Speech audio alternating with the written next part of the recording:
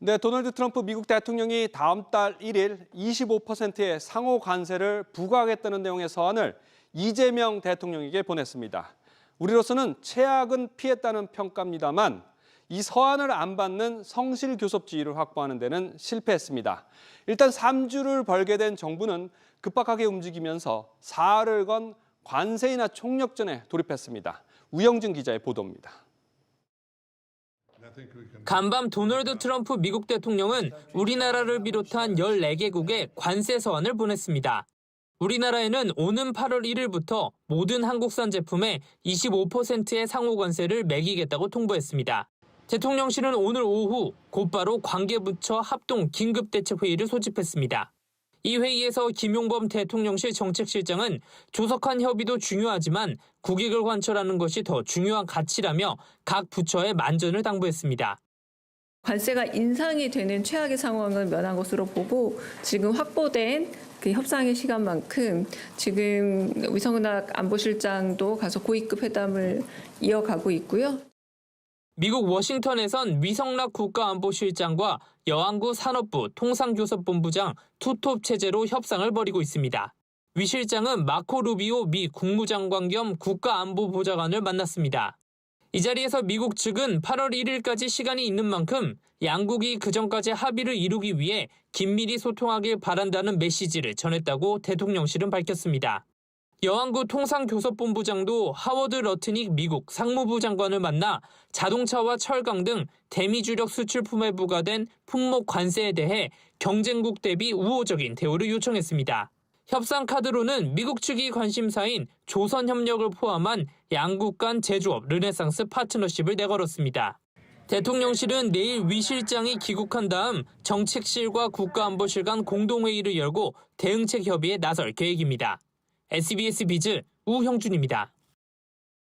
관세 부과 시점인 다음 달 1일까지 약 3주 정도 남은 시간 동안 우리 정부는 미국과 통상 합의 도출을 위한 이 고차 방정식 난제를 풀어야 합니다. 운신의 폭이 크지 않은 우리 입장에서 어떤 전략이 필요한지 이 내용은 조슬기 기자와 하나하나 짚어보도록 하겠습니다.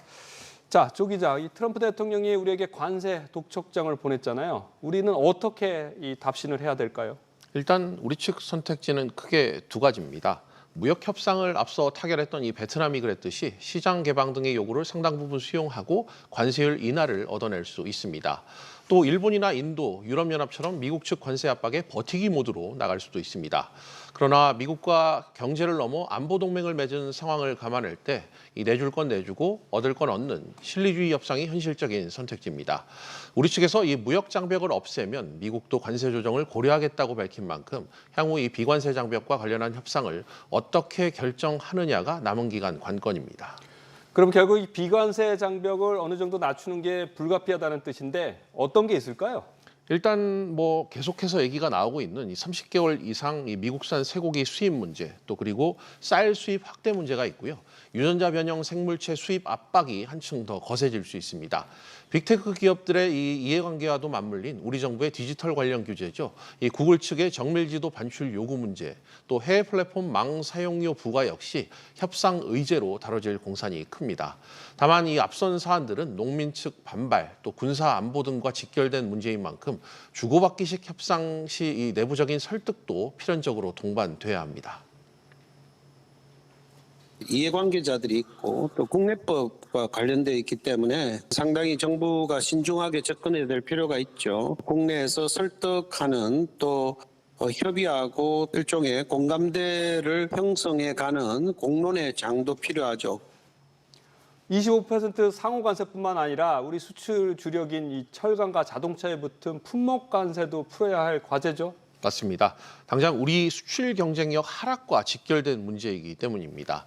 이 상호 관세를 다른 상대국들에 비해 불리하지 않은 수준으로 낮추는 것 못지않게 25%인 자동차, 50%인 이 철강에 부과된 관세를 면제받거나 낮추는 것이 굉장히 중요합니다.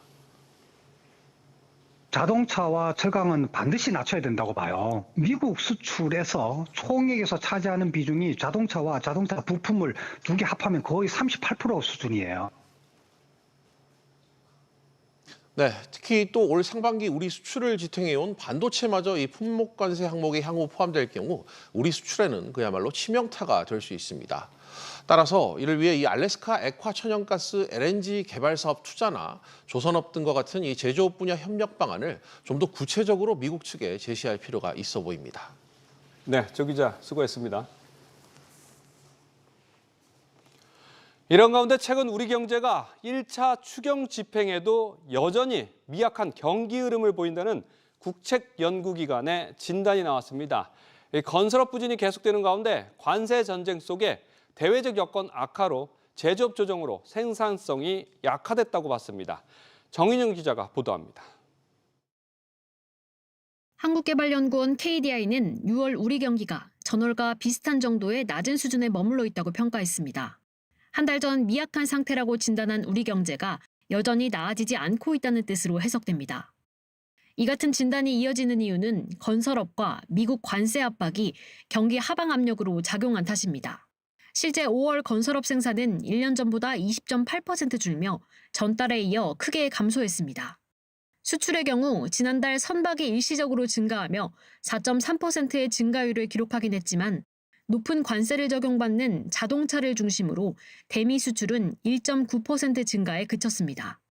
미국 관세가 유예되긴 한데 여전히 불확실성이 높고 향후 관세 협상에 따라서 우리 경제가 더 나빠질 수도 있고 좋아질 수도 있고.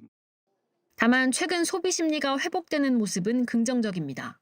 지난달 소비자 심리 지수는 108.7로 전달에 비해 6.9포인트 올랐습니다.